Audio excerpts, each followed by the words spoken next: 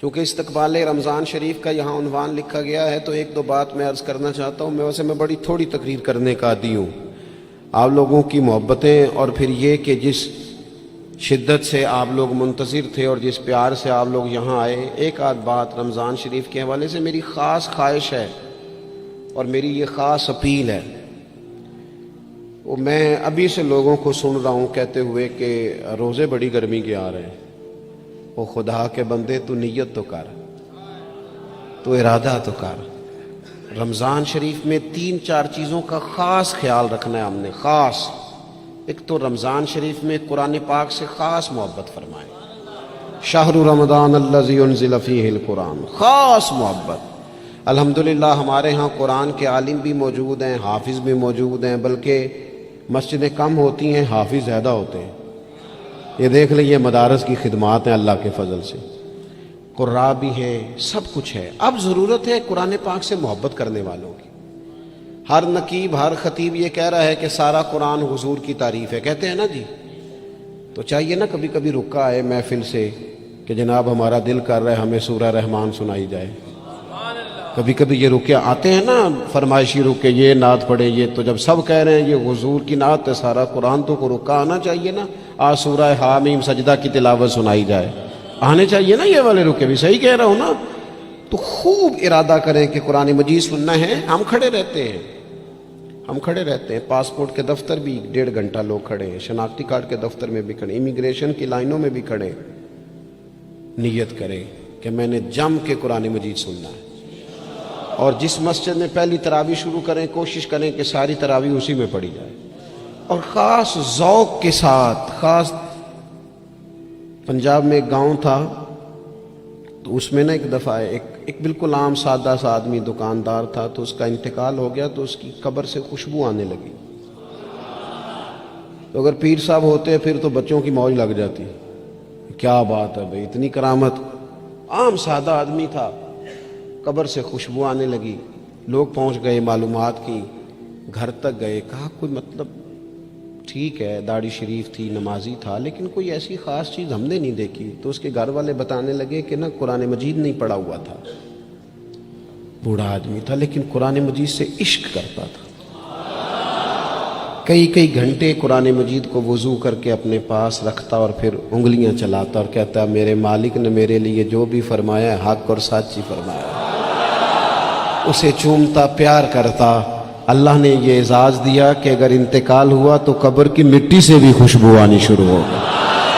خدا را قرآن پاک سے پیار کریں، خوب ذوق بنائیں کہ ہم نے قرآن مجید کو سننا ہے. دوسری میری گزارش یہ ہے آپ حضرات سے کہ سحری میں اٹھنا تو ہے ہی، سودا لینے کے لیے بھی جانا ہے. ہمارے ہاں دہی دودھ کے لیے بھی لوگ صبح صبح جاتے ہیں. تو ایسا نہ کریں کہ تھوڑا 10 منٹ اور جلدی اٹھ جائیں اور پورا رمضان تہجد کی نماز پڑھیں. بڑی پسند ہے نبی کریم کو تہجد کی نماز. صبح اگر 2 رکعتیں نصیب ہو جائیں تو نبی کریم علیہ السلام نے فرمایا جب جوان آدمی تہجد کے لیے کھڑا ہوتا ہے تو اللہ فرشتوں کے سامنے فخر فرماتا ہے. یہ ضرور عادت بنائیں. صبح جن لوگوں کو چند نفل نصیب ہو جائیں اور پھر وہ دعا مانگیں. ایک تو رمضان، پھر تہجد کا ٹائم، اس ذوق کو. اور تیسری گزارش میری یہ ہے، غریب آدمی جو ہوتا ہے وہ سمجھدار نہیں ہوتا. چونکہ عقل مند ہونے کے لیے تو پیسے ہونا بھی تو ضروری ہے نا. میں نے دیکھا ہے کہ بالکل ان پڑھ آدمی ہو لیکن سیٹھ ہو نا تو بڑے بڑے سیانے لوگوں کو نصیحتیں کر رہا ہوتا ہے اور اس کی سنی بھی جا رہی ہوتی. میری غربت نے کیا مجھ کو زمانے میں بدنام، تیری دولت نے تیرے عیب چھپا رکھے. یہ نا غریب آدمی، اگر سیانے ہوتے تو وہ بھی مالدار نہ ہوتے، یہ نہیں سمجھدار ہوتے. یہ بیچارے کمزور ہی اس لیے رہ جاتے ہیں کہ ان کو چالاکیاں، تیزیاں الا ماشاءاللہ نہیں آتی. تو کئی دفعہ غریب تکلیف بھی دیتا ہے. جب آپ کچھ بانٹنے لگتے ہیں، جب کچھ آپ دینے لگتے ہیں تو کچھ چیزیں محسوس بھی ہوتی ہیں. بندہ دیکھ کر خیرات نہ کریں، اللہ کی رضا دیکھ کر کریں. ہمیں صحیح حدیث میں اس شخص کا تذکرہ بھی ملتا ہے جس نے آ کے نا محبوب کی چادر کو کھینچا تھا، یہ بخاری میں، اور گردن مبارک پہ نشان پڑ گیا تھا. اس نے کہا میں کچھ لینے آیا ہوں، چادر کو کھینچا، تکلیف ہوئی بظاہر، لیکن محبوب نے پھر بھی جب عطا کیا تو مسکرا کے ہی عطا کیا۔ غریب آدمی تکلیف میں ہے، مہنگائی نے آزمائش پیدا کر دی ہے۔ تھوڑے سے امیر لوگ اگر اپنے اخراجات میں کمی لائیں، اگر جو عید پر 6 جوڑے بنواتا ہے وہ 2-4 سے گزارا کر لے، تھوڑا سا اپنے اخراجات کو کم کر کے صرف اپنے رشتہ داروں میں، اپنے دائیں بائیں تھوڑی سی توجہ کریں۔ اور ایک بات کا ضرور خیال فرمائیں، پردہ پوشی بہت بڑا حسن ہے، بہت بڑی خوبصورتی ہے۔ اگر یہ صدقات اور خیرات اور رمضان میں جو مساوات کا مہینہ ہے، اس میں اگر تھوڑی سی نا پردے کے ساتھ، امام ابو نعیم نے لکھا ہے کہ 100 گھر تھا مدینہ شریف میں، 100 تھوڑی سی آبادی ہوتی تھی، 100 گھر کتنا زیادہ ہوگا، 3 وقت کھانا بھی پہنچتا تھا، کپڑے بھی پہنچتے تھے، بیمار کی دوا کے پیسے بھی پہنچتے تھے، کون دے جاتا ہے پتہ کوئی نہیں تھا۔ پھر اچانک سب کے گھر کھانا آنا بند ہوا تو لوگ پریشان ہوئے، ایک دوسرے سے پوچھنے لگے تیرے گھر کب سے نہیں آیا؟ کہ 18 محرم سے۔ تیرے گھر کب سے نہیں آیا؟ اسی شام سے۔ تیرے گھر 18 سے۔ اب جب سب متفق ہوئے تو پتہ چلا کہ 18 محرم کو امام زین العابدین کا انتقال ہوا۔ 100 گھروں میں کھانا جاتا تھا پر پتہ نہیں تھا دے کون جاتا ہے۔ کچھ تھوڑا سا نا، کچھ خبریں ایسی ہیں جو حضرت عمر بن عبدالعزیز صبح اپنے خادم کو نا ایک سارے دن کے کاموں کی لسٹ دیا کرتے تھے، تو ایک دن لسٹ دی تو وہ چاہیے تو یہ تھا نا کہ اس پہ لکھا ہوتا تھا کہ 11 بجے محکمہ تعلیم والوں کو بلانا، ظہر کے بعد دفاع والوں کو بلانا، شام کو صحت والوں کو بلا لینا۔ وہ لسٹ جو دی تھی اس پہ لکھا تھا کہ کل 5000 درود پاک کم رہ گیا تھا، آج زیادہ پڑھنا ہے۔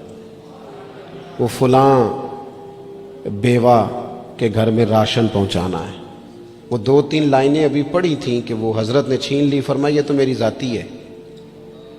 تو مشیر کہنے لگا حضور یہ کم کرتے ہیں، کبھی بتایا نہیں۔ تو آپ فرمانے لگے کچھ پیسے چھپا کے رکھے ہوتے ہیں لوگوں نے کہ مشکل پڑ گئی تو کام آئیں گے، میں نے بھی کچھ نیکیاں سب سے چھپائی ہیں، قیامت میں مشکل پڑ گئی تو اللہ کے کرم سے میرے کام آ جائیں گے۔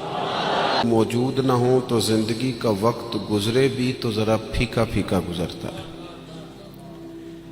اگر دن بیت بھی جائے تو کچھ تھوڑا سا بوجھ چھوڑ جاتا ہے۔ کچھ چیزیں زیادہ ضروری ہوتی ہیں وقت کو گزارنے کے لیے، اس طرح کھانا بڑا ضروری ہے، پینا اور سونا بڑا ضروری ہے، اسی طرح زندگی گزارنے کے لیے محبت کا ہونا بھی بڑا ہی ضروری ہے۔ گھر کے اندر ساری نعمتیں موجود ہوں، بچے بھی ہوں، رزق بھی وسیع ہو، گھر بھی اپنا ہو اور کشادہ ہو، ہر چیز موجود ہو، بس میاں بیوی کے درمیان محبت موجود نہ ہو، ساری چیزوں کی موجودگی میں وقت گزارنا مشکل ہو جاتا ہے۔ آپ کی نوکری آپ کے اپنے شہر میں ہو، آنا جانا آسان ہو، سیلری پیکج بڑا اچھا ہو،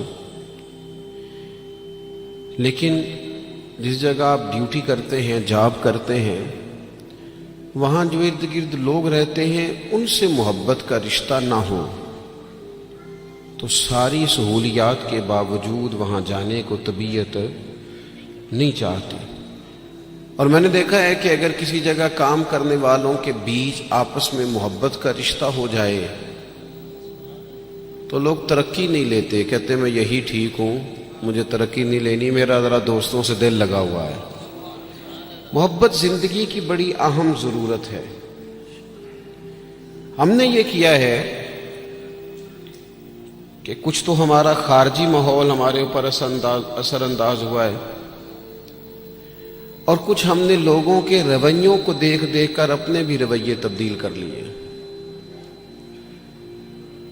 جب دیکھا کہ کچھ لوگ تلخ ہیں، ان کے مزاج میں تلخی ہے، تو شاید ہمارا عمل ایسا نہیں تھا، لیکن رد عمل کے طور پر ہم نے بھی وہی انداز اختیار کر لیا۔ میں سفر کرتا رہتا ہوں، روڈ پہ ہم جا رہے تھے تو ایک گاڑی والے نے پہلے تو کراس غلط کیا، اور پھر تنقید بھی کر گیا. کہنے لگا اگر چلانا نہیں آتی تو کسی سے سیکھ لو. غلطی بھی اس کی ہے اور پھر اس نے تنقید بھی کر ڈالی. تو ڈرائیور جو گاڑی چلا رہے تھے ان کا موڈ بڑا خراب ہو گیا. تو میں نے تھوڑے فاصلہ طے کرنے کے بعد ان سے کہا کہ ذرا گاڑی کھڑا کرنا. انہوں نے کھڑی کر دی. تو میں نے کہا میاں اس نے تو جو کرنا تھا وہ کر کے چلا گیا, اب ہم نے تو سفر کرنا ہے کہ نہیں؟ ہم لوگوں کی تلخیاں اٹھا کے اپنے ہاں کیوں لے آئیں؟ اگر کسی کا رویہ درست نہیں ہے تو اس کی بنیاد پر ہم ان ساری پریشانیوں کو اپنے ہاں کیوں لائیں؟ جب محبت چھوٹ جاتی ہے, جب ہمارے لہجے شگفتہ نہیں رہتے, جب گفتگو دھلی ہوئی نہیں رہتی, جب چیزوں پر ہلکی ہلکی گرد پڑتی ہے اور ماحول کے اندر گھٹن پیدا ہوتی ہے, نتیجہ یہ نکلتا ہے کہ وہ سارا کیف دھندلا سا جاتا ہے. دین اسلام کا اگر کوئی دوسرا نام رکھنا چاہے تو وہ دین محبت ہے.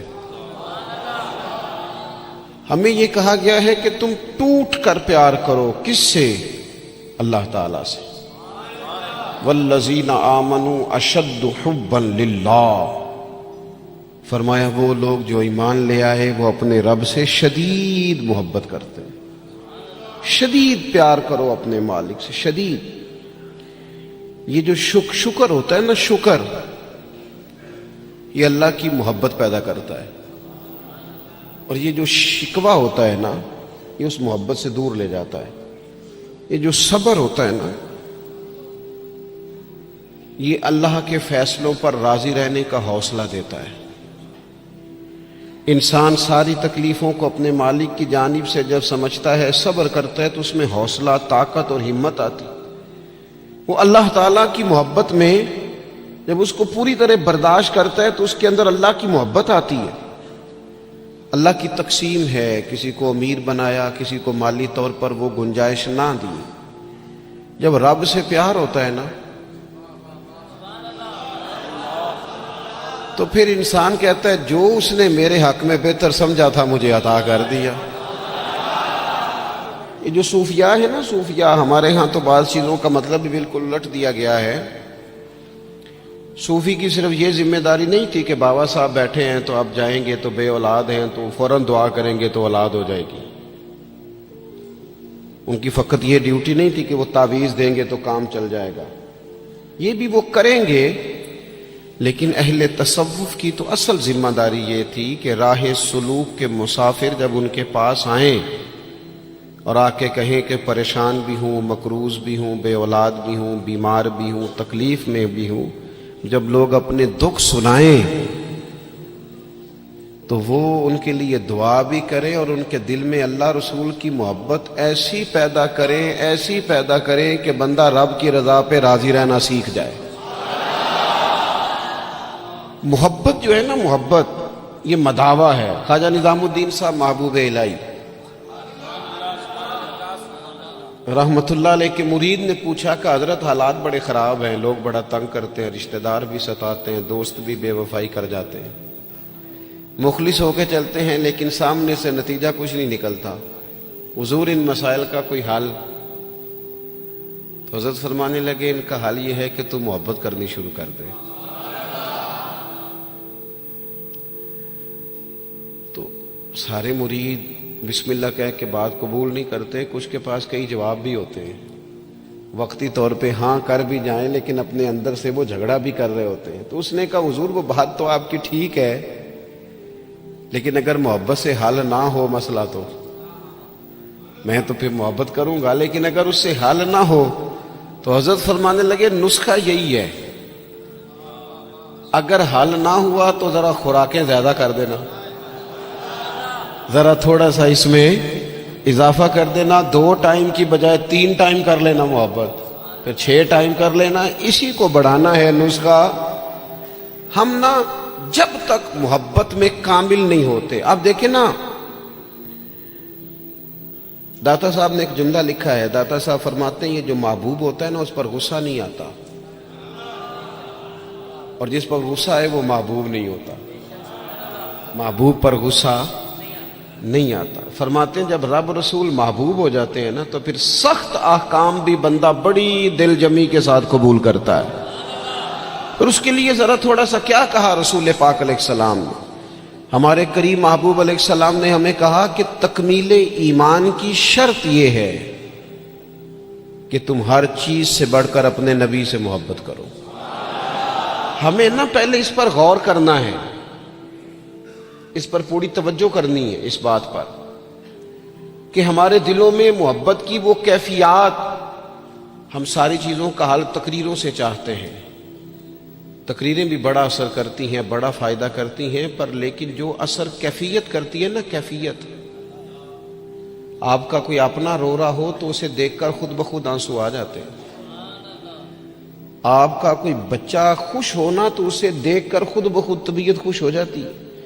پہلے یہ عملاً دیکھنا ہے کہ رسول رحمت علیہ الصلوۃ والسلام کی محبت ہمارے اوپر کس طرح طاری ہے، اس کی کیفیات۔ والد صاحب اکثر پریشان رہتے ہیں، کاروبار نہیں چلتا، حالات ٹھیک نہیں ہیں، معاشرے میں، سوسائٹی میں گزارا کرنا مشکل ہو گیا ہے، کئی دکھ اگرچہ گھر نہیں لانے چاہیے پر کئی سارے دکھ گھر آ گئے ان کے ساتھ۔ بچوں نے دیکھا اپنے والد کو پریشان، کئی چیزیں بچوں پر طاری ہو گئیں، بچوں کی اماں نے انہیں بتایا کہ آج کل فرمائش کوئی نہ کرنا، تمہارے ابا پریشان ہیں، آج کل شرارت کوئی نہ کرنا، تمہارے والد ناراض ہیں، غصے میں۔ یہ ساری باتیں بچوں نے دیکھیں۔ اللہ کرے آپ میری بات پر زیادہ توجہ فرمائیں۔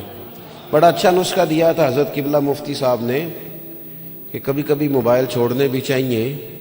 مجھ سے دوست پوچھتے رہتے ہیں باتیں، تو ایک دوست نے کہا کوئی ریاضت، کوئی مجاہدہ بتائیں، تو میں نے کہا پہلا مجاہدہ یہ ہے کہ 30 منٹ موبائل نہیں نکالنا جیب سے، اس پہ عمل کرو، پھر اگلا نسخہ بھی بتائیں گے۔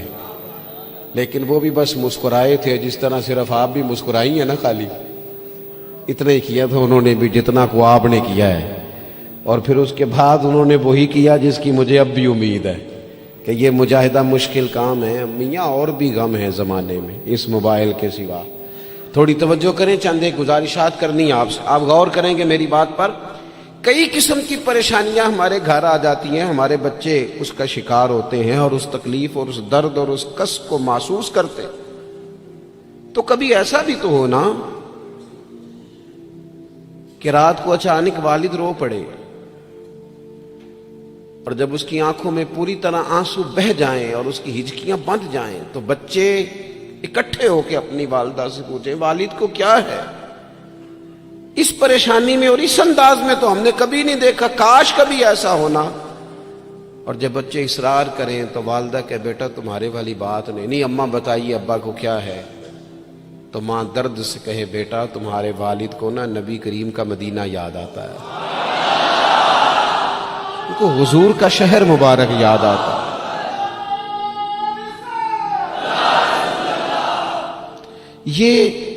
جب یہ کیفیات ہماری اولاد تک پہنچیں گی تو اس کا جو اثر ہوگا نا، دیکھیں نا حضرت خالد بن میدان رضی اللہ تعالیٰ عنہ صحابی ہیں، ان کی صاحبزادی کہتی ہیں میرے والد رات کو کہا کرتے تھے کسی صحابی کو بلا کے لاؤ، تو میرے بھائی یا گھر والے کوشش کرتے اور محبوب کریم علیہ السلام کے غلاموں میں سے کسی کو بلا کے لاتے اور پھر ان کو حضور علیہ السلام کے پاس، حضور کے اس صحابی کے پاس بٹھایا جاتا۔ فرماتی ہیں پھر میرے والد ان سے فرمائش کرتے کہ مجھے میرے کریم رسول کی کوئی بات تو سناؤ، کوئی بات، کوئی تذکرہ۔ ہمارے ہاں چونکہ تقریریں روز ہوتی ہیں، جمعے میں تقریر ہو رہی ہے، محفل میں تقریر ہو رہی ہے، تو وہ لینے کا خاص ذوق اور لہجوں کا وہ وضو اور نیتوں کا وہ خلوص اور کشکول کا وہ سیدھا ہونا اور حصول کا وہ جذبہ، اس کیفیت کا الا ماشاءاللہ نہیں رہا۔ کہا کوئی حضور کی بات سنائے تو کہتی ہیں وہ کریم محبوب کے صحابی میرے والد کو میرے نبی کی جب کوئی بات سناتے تو میرے والد رونا شروع کرتے، اور جب کچھ لمحے اس کیفیت میں گزار لیتے تو پھر ان کے لیے وہ دن رات گزارنا آسان ہو جاتا۔ جب نبی پاک علیہ السلام کی محبت کا یہ غلبہ طبیعتوں پر طاری ہوگا، مزاجوں پر یہ غالب ہوگا۔ ہم نے نا ابتدا ہی سی بالکل شروع سے ہی اپنے بچوں کو دولت کی بات سنائی، انہیں سکھایا پیسے کیسے کمانے، وہ فلاں کا بچہ ڈاکٹر بن گیا اتنے پیسے کما رہا ہے، فلاں کا بچہ انجینئر بن گیا اتنے پیسے کما رہا ہے۔ ہم نے اپنی اولادوں کو، اچھا وہ نتیجہ کیا نکلا؟ رزلٹ یہ نکلا کہ وہ بچوں کو پتہ چل گیا کہ سب سے قیمتی چیز تو دولت ہوتی ہے۔ اور پھر ایک ٹائم ایسا آیا کہ انہوں نے نا اپنے والد سے یہ کہنا شروع کر دیا کہ ابا جی اگر آپ بھی کوئی ڈھب کا کام کر لیتے تو آج ہمارے پاس پیسے زیادہ نہ ہوتے، کیونکہ ان کو جو سکھایا گیا تھا۔ اگر محبت کے انداز سکھائے جاتے شروع سے، وہ چیزیں دیکھیں نا، ہم کتنی باتیں انہیں سکھاتے ہیں، اگر ان کے لہجوں میں وہ خلوص پیدا کرنے کی کوشش، حضرت لقمان علیہ السلام نے کئی نصیحتیں کی ہیں اپنے بچوں کو، اور قرآن مجید نے سورہ لقمان کے اندر آپ کی ان نصیحتوں کو بیان فرمایا ہے۔ ایک مقام پہ حضرت لقمان نے اپنے بیٹے سے کہا تھا کہ بیٹا لفظ نہیں، تیرا نا لہجہ بھی ٹھیک ہونا چاہیے۔ کچھ لوگوں کے لفظ ٹھیک ہوتے ہیں، لہجہ ٹھیک، لہجے بھی بعض اوقات اگر محبت والے نہ ہوں تو بڑی تکلیف دیتے ہیں۔ وہ شوگر کے مریض ہیں، مثال دے رہا ہوں، شوگر کے مریض ہیں سوسر صاحب، تو بہو نے پوچھا تھا ان سے صبح میں کہ ناشتہ لاؤں، تو انہوں نے کہا بیٹا ابھی میرا جی نہیں چاہتا، لیکن وہ شوگر ہے، گھنٹے دو کے بعد کمزوری ہے، بھوک لگ گئی تو آواز دی بٹیا ذرا کھانا تو لانا، تب وہ ناراض ہو گئی، ابا جی میں نے تو صبح بھی پوچھا تھا آپ سے، گھنٹہ پہلے بھی، ابھی آپ نے پھر کھانا، اچھا وہ لے آئی، پر برتن ذرا زور سے پٹکے، اس نے دروازہ ذرا زور سے بند کیا، بوڑھوں کو اپنی تذلیل محسوس ہوئی، وہ لہجہ ٹھیک نہیں تھا۔ شام کو جب اس کی شکایت ہوئی کہ ذرا اسے سمجھائیے گا، تو وہ کہتی ہے اپنے شوہر سے کہ ابا جی سے پوچھیں بھلا میں نے کہا کیا ہے، تو کہا تو اس نے کچھ بھی نہیں، لفظ تو بتائے جا سکتے ہیں، کیا جملہ بتائیں، اس نے واقعی کچھ نہیں کہا، لیکن اس کا لہجہ، اس کا انداز، اللہ کرے میں جوانوں کو بات سمجھا سکوں، لفظ بھی ستھرے ہونے چاہیے اور تیرا لہجہ بھی ذرا باوضو ہو تو بات بن جائے گی۔ اگر تیرا انداز بھی تھوڑا، بعض لوگ صحیح بات کر رہے ہوتے ہیں پر صحیح لہجے میں نہیں کر رہے ہوتے، وہ ٹھیک کہہ رہے ہوتے ہیں پر ان کا انداز ٹھیک نہیں ہوتا۔ حضرت لقمان نے اپنے بیٹے سے کہا وَلَا تُصَغِّرْ خَدَّكَ لِلنَّاسِ، بیٹا لوگوں سے منہ ٹیڑھا کر کے بات نہ کرنا، تیرا انداز بھی شستہ ہو، تیرا لہجہ بھی اچھا ہو، تیرا چہرہ ٹیڑھا نہ ہو جب تو لوگوں سے کلام کر رہا ہو۔ میرے دوستو، انداز جب پیار والے ہو جاتے ہیں، لہجے جب خلوص والے ہو جاتے ہیں، جب ہماری اولادوں میں یہ محبتیں منتقل ہوتی ہیں، جب یہ محافل اپنا اصل حسن اختیار کر جاتی ہیں اور یقین کی اس دولت تک چلی جاتی ہیں، تو پھر وہ محبت کی جو کیفیت ہوتی ہے نا، وہ اس طرح کا رخ اختیار کر جاتی ہے کہ جس سے انسان محبت کرتا ہے پھر اس کے لیے وہ جذباتی ہوتا ہے۔ چھوٹے چھوٹے بچے بھی جو ہوتے ہیں نا، چھوٹا بچہ، چلے اگر آپ کا تجربہ نہ ہوا تو یہ تجربہ کر کے دیکھیے گا، چھوٹا بچہ جس کی 4-5 سال عمر ہے نا، اس کے والد کبھی گھر میں اپنی ہی زوجہ سے، آپ کی توجہ ہوگی میری بات پر، والد اگر اپنی ہی اہلیہ سے گھر میں کوئی سخت بات کرتے ہیں نا، تو بچے کو پیار ہے ماں سے، ابھی اسے پتہ نہیں ہے بات کیا ہو رہی، ارے ماشاءاللہ، ابھی اسے خبر نہیں ہے کہ بات کیا ہو رہی ہے اور اس کا پس منظر کیا ہے اور پیش منظر کیا ہے، لیکن اگر کوئی تلخ بات والد کرتا ہے نا اپنی بیوی سے، تو بچہ 4-5 سال کا ہے تو ماں کے حق میں کھڑا ہو جاتا ہے، نہیں کھڑا ہو جاتا، کہتا خبردار میری اماں سے بات کوئی نہ کرنا، حالانکہ اسے ابھی پتہ نہیں ہے کہ اس کا پس، اللہ کرے میں آپ کو سمجھا سکوں۔ او خدا کے بندو، 4-5 سال کا بچہ چونکہ ماں سے محبت کرتا ہے اور خالص کرتا ہے اور صحیح والی کرتا ہے، تو اپنے ہی والد کے سامنے اپنی والدہ کے حق میں کھڑا ہو جاتا ہے، اور اگر اس کا بس چلے تو ہو سکتا ہے وہ سختی بھی کرے، خبردار میری اماں کے بارے میں، میری والدہ کے بارے میں بات نہ کرنا۔ تو 5 سال کے بچے کو اگر ماں سے محبت ہے تو اس محبت میں اتنا جذباتی ہے، تو اگر امتی کو رسول پاک سے سچی محبت ہو، امتی کو اگر سچی محبت ہو تو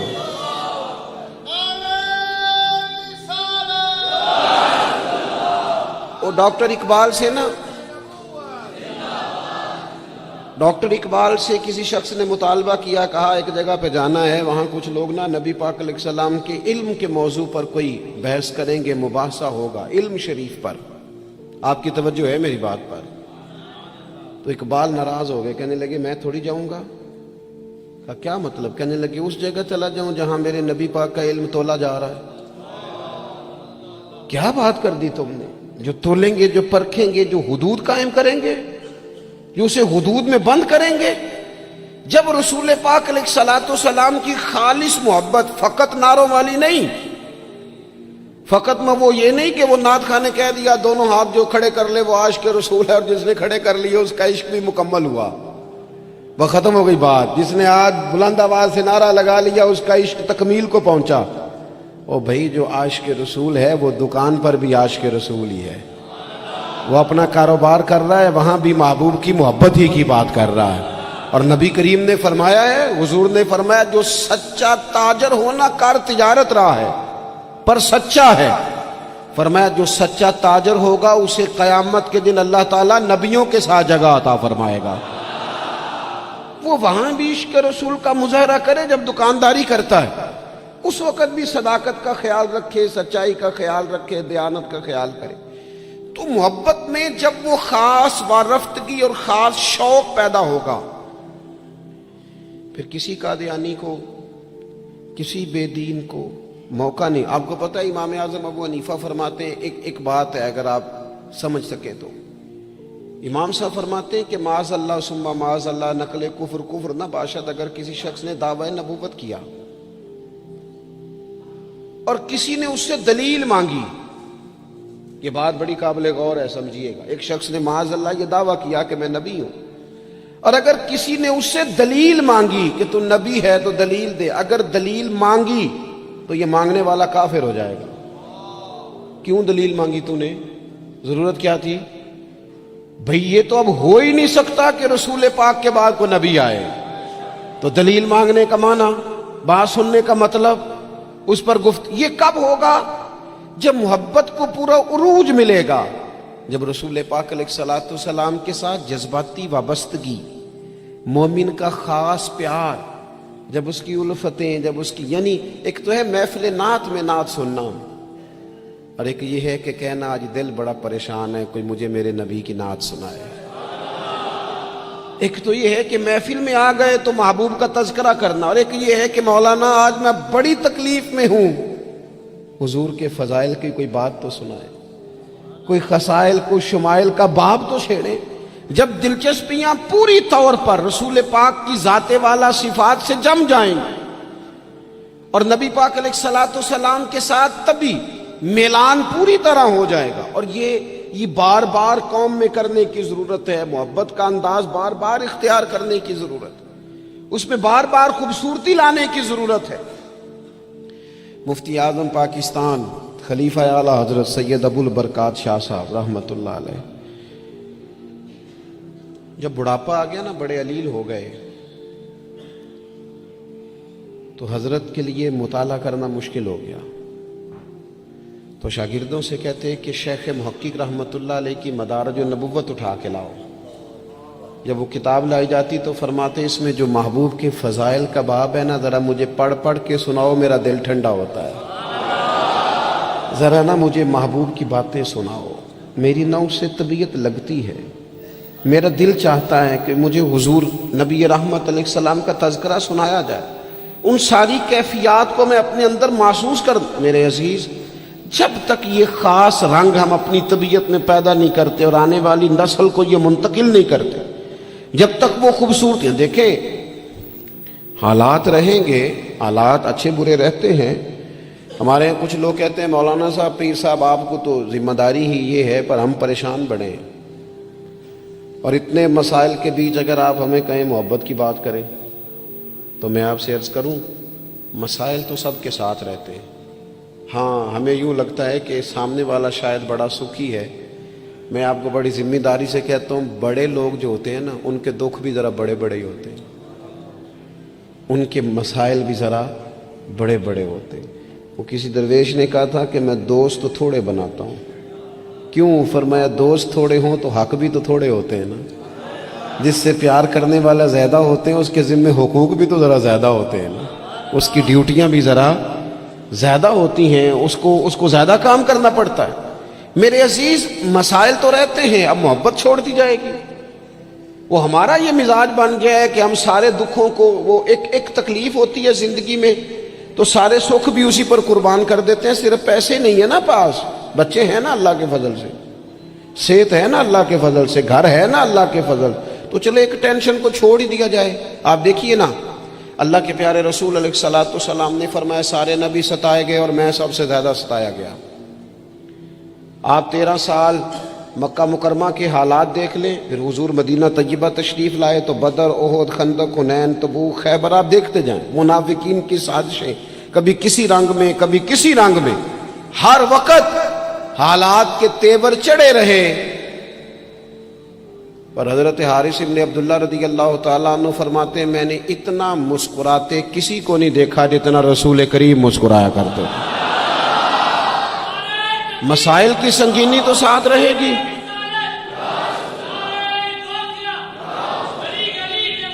لیکن میں اکثر کہتا ہوں، آج بھی میں دوپہر میں کہہ رہا تھا، پھر کہتا ہوں، ہم رہتے ہیں ناخوش لوگوں کے درمیان، ناراض لوگوں میں رہتے ہیں ہم، تو ناراض لوگوں میں رہ کے نا ہم نے بھی ناراض ہی رہنا شروع کر دیا، کیونکہ ہر کوئی کسی نہ کسی سے ناراض ہے، چاروں جانب ناراض لوگ ہیں، تو لہٰذا ہماری طبیعتیں بھی تھوڑی تھوڑی ناراض ہی رہتی ہیں۔ وہ لہجے اس طرح کے ہو گئے، انداز اس طرح کا ہو گیا، تھوڑی سی شگفتگی لائیں طبیعت میں، تھوڑا مزاج میں حسن پیدا کریں، تھوڑا سا نا خطاؤں کو بھولنے کا بھی مزاج بنائیں، تھوڑا سا نا طبیعت اس طرح کی بنائیں کہ کچھ چیزوں میں گنجائش بھی ہو، تھوڑا دل بڑا ہو، تھوڑی آسانی ہو۔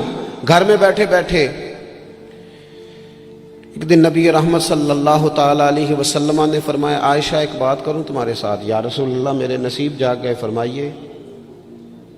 تو حضور فرمانے لگے جب مجھ سے ناراض ہوتی ہو پھر بھی مجھے پتہ چل جاتا ہے، اور جب تم خوش ہوتی ہو پھر بھی مجھے پتہ چل جاتا ہے۔ تو حضرت عائشہ صدیقہ رضی اللہ تعالیٰ عنہ عرض کرنے لگی یا رسول اللہ صلی اللہ تعالیٰ علیہ وسلم مجھے میری ماں روئے، میں اور آپ سے ناراض۔ تو حضور فرمانے لگے بتاؤں پھر؟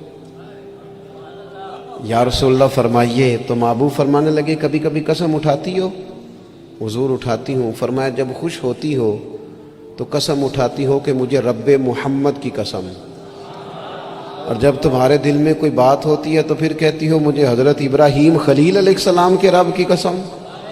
پھر یہ لہجہ ہوتا ہے۔ سیدہ عائشہ صدیقہ کہتی ہیں لوگوں میں تمہیں بتا نہیں سکتی میری کیفیت کیا تھی۔ یا رسول اللہ آپ لفظوں کا بھی خیال فرماتے ہیں، کوئی کیا سوچ رہا ہے، کوئی کیا بول رہا ہے، آج کل اس کی گفتگو میں کیا، یہاں تک کریم خیال کرتے ہیں، یہاں تک آپ مہربانی فرماتے ہیں۔ ہم کہاں خیال رکھتے ہیں کسی کا لہجہ کیا ہے، کوئی بیچارہ آج کل کس تکلیف میں، ہمیں کیا لگے؟ اپنے آرام سے زیادہ اور اپنی طبیعت کے سکون سے زیادہ تو ہم کسی چیز کو جاننے کو تیار ہی نہیں ہیں۔ کہاں مجھے پتہ چل جاتا ہے۔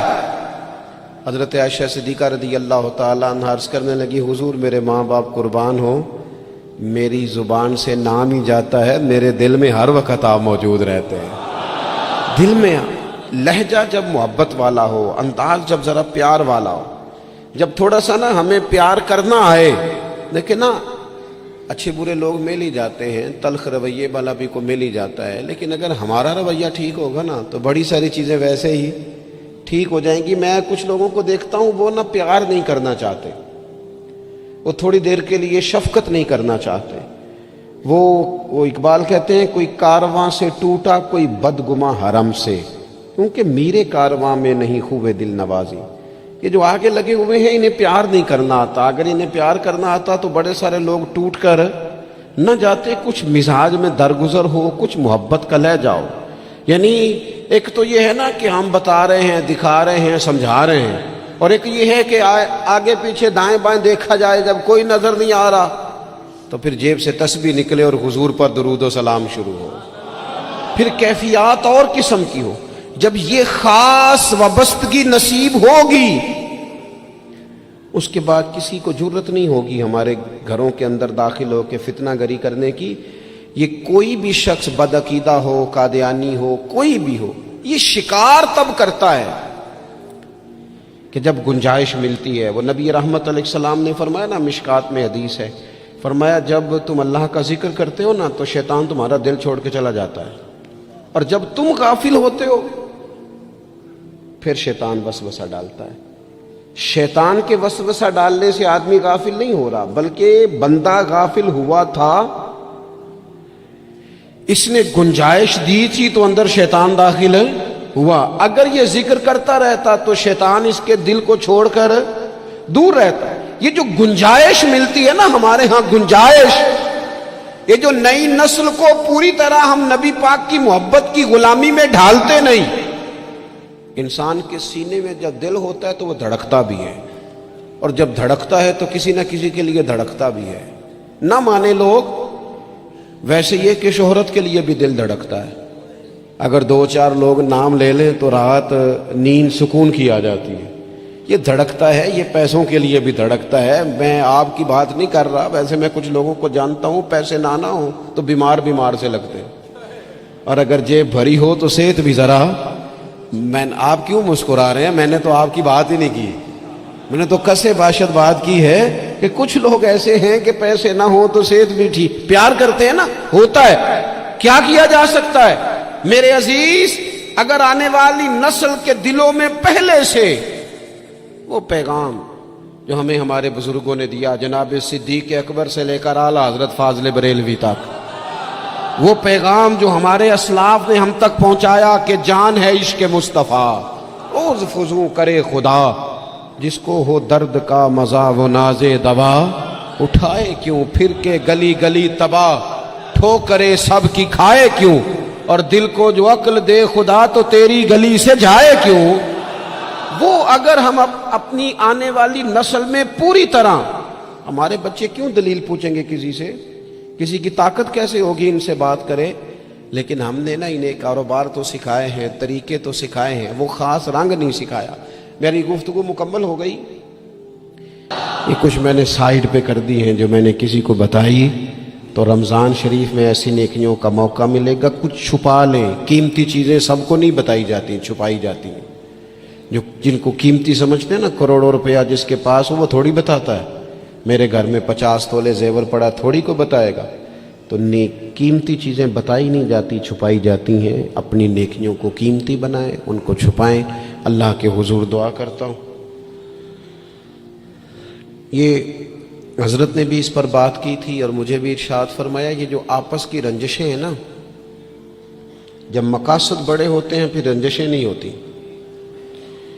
آپس کی رنجشیں، بس ایک حدیث پاک عرض کرتا ہوں، اگر آپ کی سمجھ میں آ گئی تو بات۔ ہمارے ہاں نا کچھ لوگوں نے سنتوں کو بھی مخصوص کر لیا نا کہ یہ والی سنت ہے۔ بھئی تمام ظاہری سنن اور آداب پر بھی عمل کریں، اور جو باطنی کیفیات ہیں اس پر بھی غور کریں۔ ترمذی میں حدیث ہے، امید ہے آپ یاد رکھیں گے۔ نبی رحمت علیہ السلام نے فرمایا، اے انس، اے میرے بیٹے، تم سے ہو سکے تو صبح اس حال میں کرنا کہ تمہارے دل میں کسی کے لیے بغض نہ ہو۔ صبح اس حال میں کرنا کہ تمہارے دل میں کسی کے لیے بغض نہ ہو۔ اور محبوب فرمانے لگے، یہ میری سنت ہے، یہ میری سنت ہے، یہ میرا طریقہ ہے دل کو۔ اور ایک حدیث پاک میں حضور نے خود فرمایا تھا، کوئی کسی کے بارے میں مجھے بات نہ پہنچائے، میں اپنا دل تمہارے بارے میں صاف رکھنا چاہتا ہوں۔ اپنے دل سے نہ ان چیزوں کو نکال پھینکے، اور اگر آج یہ چھوڑ جائیں گے نا مسجد کے باہر، تو پھر تو رمضان میں ہلکے پھلکے ہو جائیں گے انشاءاللہ تعالی۔ آنے والا وقت بہتر گزرے گا، اللہ تعالیٰ توفیق عمل عطا فرمائے۔ وما